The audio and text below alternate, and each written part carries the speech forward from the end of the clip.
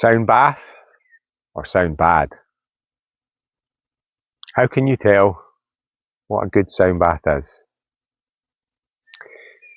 Welcome along to another video in the series of Sound Baths Explained. And in this one we're going to have a little look at some sound bath red flags. What to look out for when you want to pick a good sound bath and what to try and avoid. So welcome along. My name's Chris. I've been working with sound and voice for over 20 years and run regular sound baths with my partner Louise in and around the north of England. So, some would say this is a slightly controversial subject, but I teach sound therapy as well, and a few of my students have asked me to cover this particular subject. And it does keep coming up again and again, particularly as there has been an upsurge in the amount of people who want to run sound baths. So I feel this is a really important topic to discover and to delve into. So, some sound baths are really relaxing and healing and a powerful experience for change. And some, unfortunately, can leave you a little bit disconcerted and perhaps out of sorts. So how can you tell the difference? And how can you pick a good sound bath? So a good sound bath should leave you feeling quite grounded and connected. In the space, there should be a sense of safety and security and comfort in the setting. During the sound bath, there should be intentional pacing. The sound should flow. It shouldn't be too loud or aggressive in its volume. And there should be an awareness of the emotional experience, the somatic release that can happen with participants. And those are really, really important factors in a proper sound bath. So, because sound affects your nervous system, and it does it directly, the facilitator or facilitators are actually much more important to the whole process than you might think. It's not just the sound waves, it's the intention of those holding that space and doing that work. So what could be some red flags? Let's have a look at them. Well, first of all, being ego-led. A sound bath shouldn't be all about the facilitator and how good they are and all of those questions and points that they raise. It's not about that. It's about the person lying down having the experience. The facilitators shouldn't be talking in language such as, I'm healing you, I'm doing this work for you, because that is not empowering. To give people their power back, as many people don't feel very empowered, is the most important thing. Making them feel like this journey, this gift that they've given themselves, a gift of time in this space, is an opportunity for them to heal themselves, for that somatic release to happen, and for them to have a better experience afterwards. A lack of understanding, or potentially a lack of training, is another big red flag. Now let me explain a little bit about that.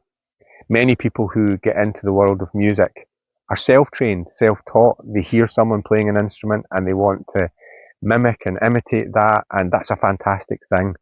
I know that many of the instruments I have, I heard someone else playing them and I wanted to become good at playing that.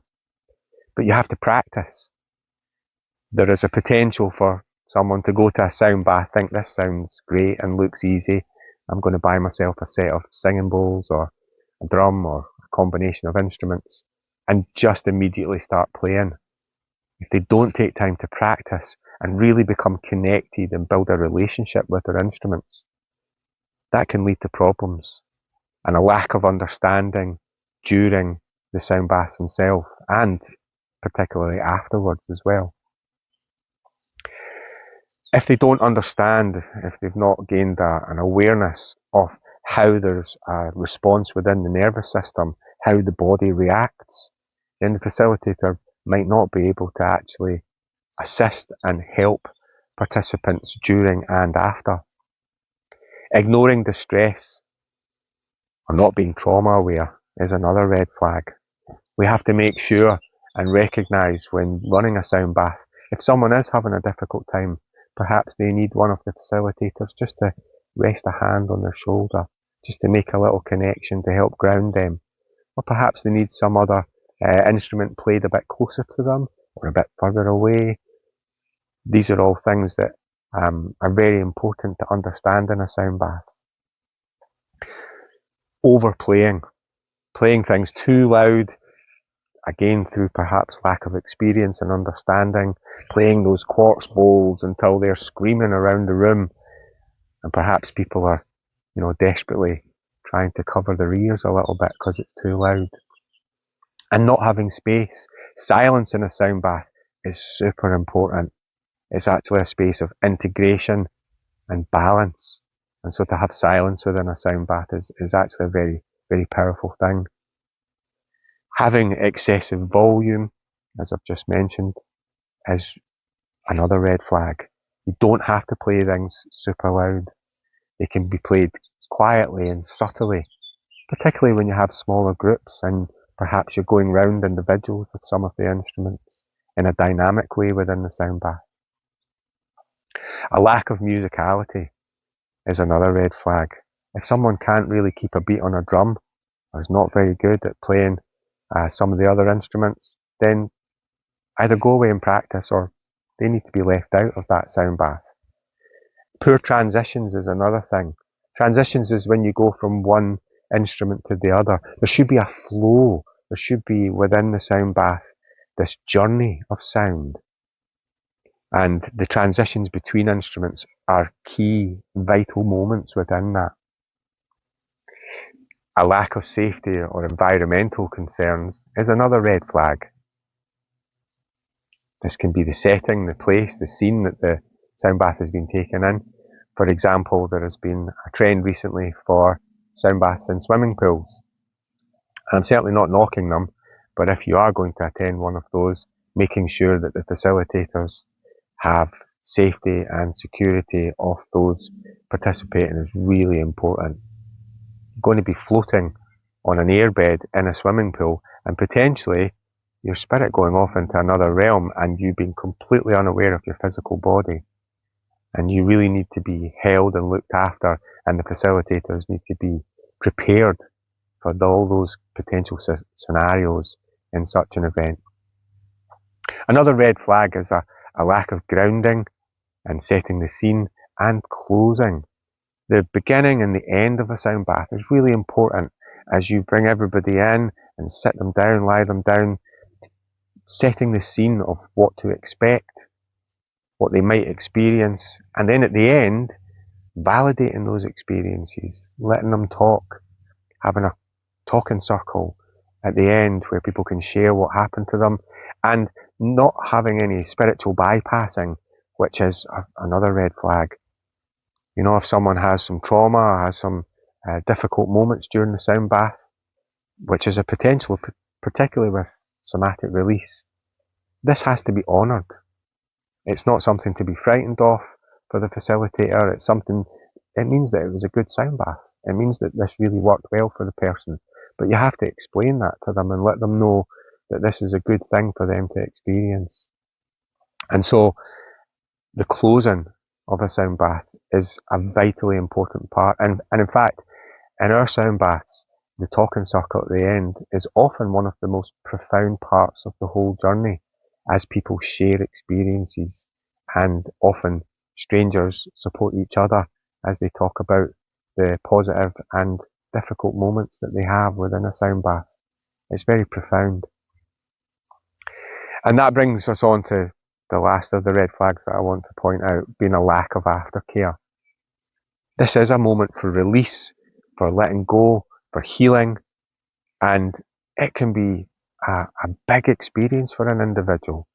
It can cause them some trauma. And to address that at the end and give them the space to speak to you as a facilitator and be held, be supported, that's really, really important.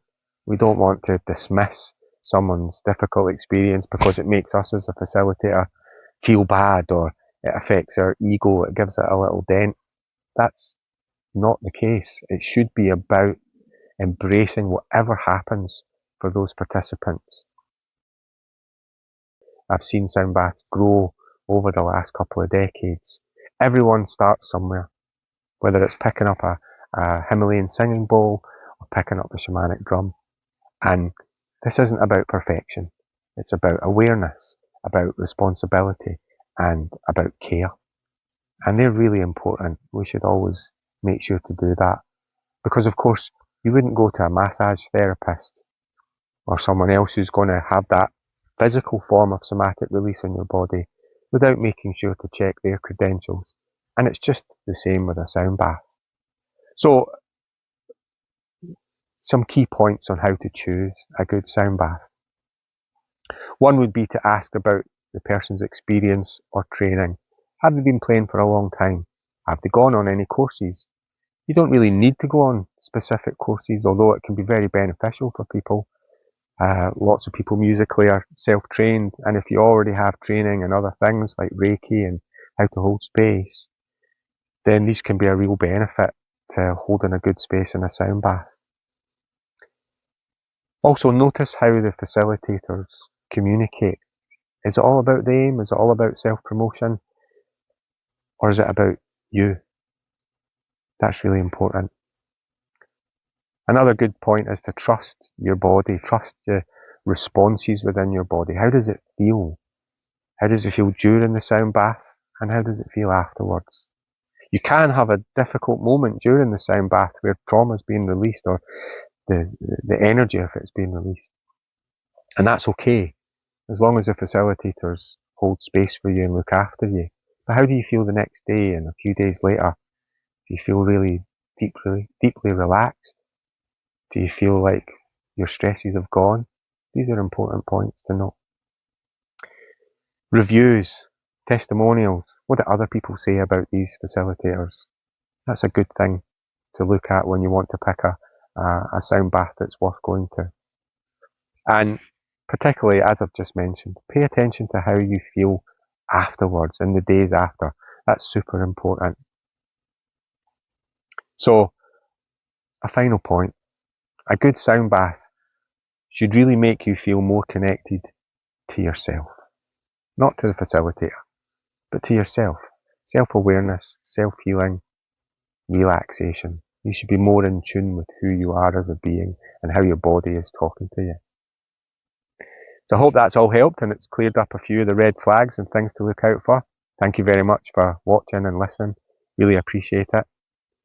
As mentioned, this is one of a series of Sound Baths Explained videos. Please go and check the others. Please also like, comment and subscribe. If you've had any experiences, I'd love to hear. Please let us know the good and the bad experiences you've had in sound baths that you have participated in yourself.